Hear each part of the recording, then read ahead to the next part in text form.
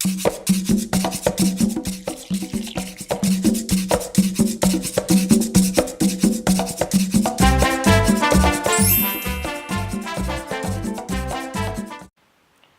lovely naturals, so I'm making this recording for people like me who like to do their learning while they're doing other things, while they're driving, while they're cooking, while they're creating something else. So for those of you that the content is getting a bit overwhelming, I will be recording copies of it. So here we go.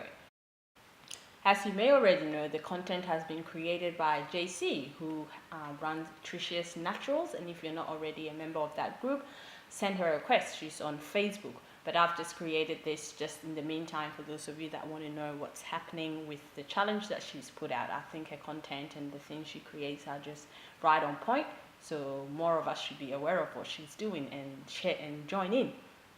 So the first post she did was around trimming, and that was going to be the first step of our 6 months growth challenge. And you're just going to trim if you need it. So if your hair is pretty healthy already, then you're not going to go ahead and cut off healthy ends. So the reason why we trim is that damaged ends do not allow your styles to look nice, especially when you want curly styles. Damaged ends also cause more breakage and knots. So she's giving us a view of what the damaged hair looks like. So have a look in that post and you'll be able to see the visible signs of hair that needs trimming. And your options for trimming are that you either do it yourself or get a stylist to do it. And if you're choosing to do it yourself, you can do it on straightened hair, but you can also do it on unstraightened hair. And the benefits of seeing a stylist is that it's easier for them to see exactly where to trim. And also, since they tend to trim on heat straightened hair, they will get more of an even result. But you do not have to see a stylist. If you are seeing a stylist, make sure you see a stylist who knows exactly what they are doing. Otherwise, you do run the risk of getting heat damage, since most can only trim on heat straightened hair. And of course, getting heat damage will set you back several steps from your length goals. So weigh up your options before you do that. And if you are choosing to trim it yourself, then you also have to make sure that you're using sharp pair of scissors. So I personally have scissors that are only shears, not just regular scissors, that I only use for cutting hair. So that's the kind of thing you want to do, and you don't use those scissors for anything else, because you want it to be super sharp and cleanly cuts the damaged hair and not leave leave snags essentially. So if you're going to do it yourself, you can also straighten first or not straighten first. Most of us, I think, trying to be healthy with our hair, we don't straighten first. On stretched hair would be fine. So what you do is do it in small twists or plaits.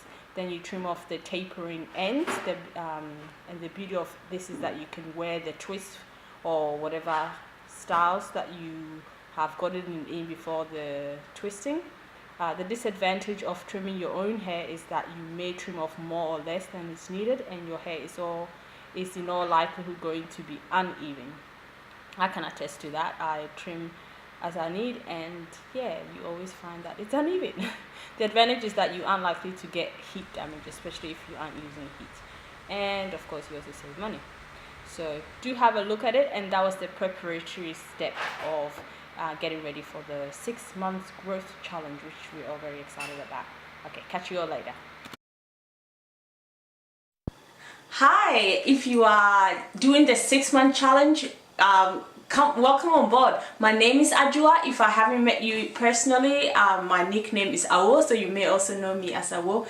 And I'm just starting off with my preparation step that JC recommended for us. So I did a trim today. What I did was to just spritz my hair with water. I never handle my afro textured hair without it being moist. So I just spritz it very lightly, not to wet it, just to get it damp.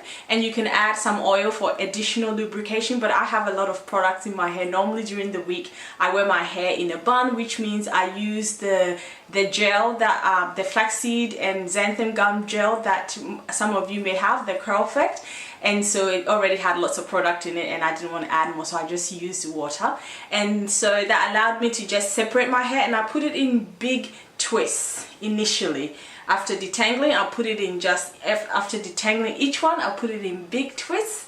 And then to actually do the trim, my scissors is downstairs, I haven't got it with me, but I use shears that are dedicated to trimming my hair. So then I started sectioning, even so each of these I would just unravel and give it another good detangle. I only use my fingers, even for this I only use my fingers. So I just went through and give it another, starting right from the tips, give it a thorough detangle, and then I work my way up, and I just retwisted each of these. From these turned into two, and I've started at the back, and then I just, wherever I pulled it and wherever it started to thin at the ends, I do periodic trimming, so I didn't have a lot of hair that was needing to be trimmed off. But for today, to start the challenge, wherever it was starting to thin off, I then cut it. So I didn't actually end up having to cut too much because I do it periodically.